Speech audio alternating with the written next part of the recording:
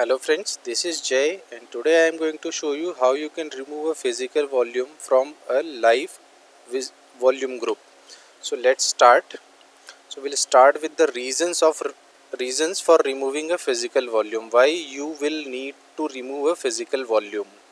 So there are many reasons, but I have listed out here few of them. The first reason is that there could be a possibility that your hard drive gets a bad sector and exactly where your physical volume is available. Second could be hard drive performance is very slow. There are possibilities that after a long run of a hard drive it gets slow. So in that case also you need to replace the drive. In some cases your hard drive started giving smart errors. So in that case your hard drive is not going to run for a long time. You may need to replace it. In some cases you are currently using hard drives and you are moving to SSDs for better performance. That could be a reason also. Another thing, you want to replace your low capacity drives with the higher capacity drives instead of increasing more hard drives in your system or your servers. There are many more reasons, but I have listed out only few of them. We'll see how to remove a physical volume. So here I have listed few points which you need to follow. I'll show you practically how you can remove a physical volume. So the first thing you need to remember, this is not a RAID, it's a partitioning technology, not a RAID. So whenever you need to remove a physical volume, you need to move the entire data of a physical volume to another one. It's not like if you remove a hard drive, place a new hard drive there, it will rebuild the data there. It's not a RAID. Second thing, check the data on a physical volume. So I'll show you how you can check whether the data is available or not on that physical volume. Next is add another disk or partition of equal or higher capacity. So when you are planning to move physical volume from a volume group, you need to first add a equal size or higher capacity partition or a hard drive to the system so that you can move the data which is there on the old drive to the new one, and then only you will be able to remove it. Else if you directly remove a physical volume, your LVM will be crashed. So then identify old and new physical volumes, the source and the destination, move the entire data to the new one. Then there are two steps, you can remove the physical volume easily.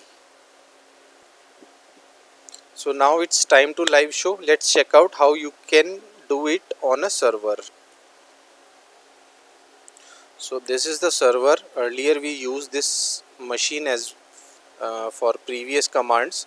So let's check. We have how many physical volumes. We have two physical volumes, SDB1 and SDC1.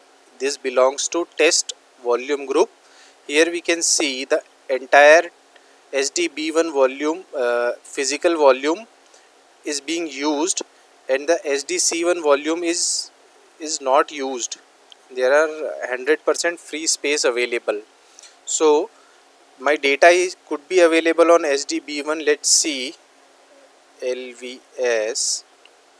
I have a test LV logical volume. Let's see if it is mounted.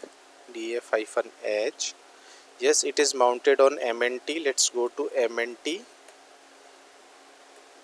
Check. So here we have some data. So the 100% possibility is that the entire data, which is more than 1 GB, is residing in the SDB1 physical volume, because we don't have any other logical volume and the logical volume size is 10 GB. So this 10 GB is used. So what I'll do, I'll remove this SDB1. Let's see. First we need to add one raw disk to create a new physical volume.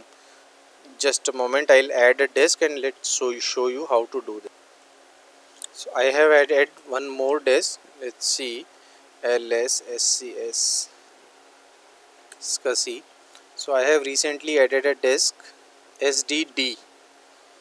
Let's go to this disk and create a physical partition. fdes/dev/sdd. See, there is no partition. Create new.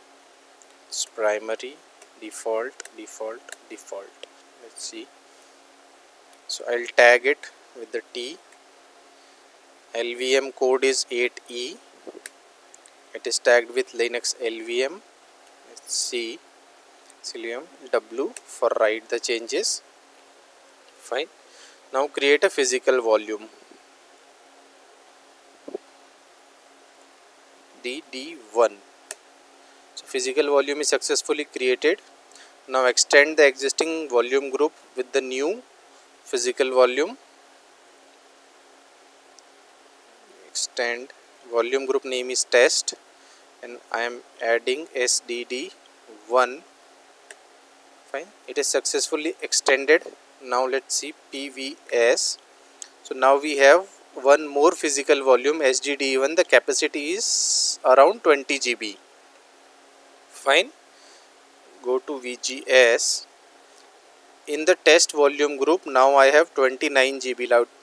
Earlier it was 9.9 GB. We have added almost 20 GB. Now it is 29.9 GB.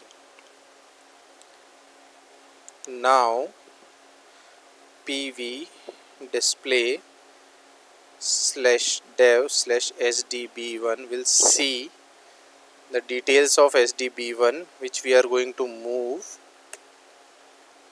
So here if you see, the total physical extent is 2559 and free physical extent is 0. It is being used completely.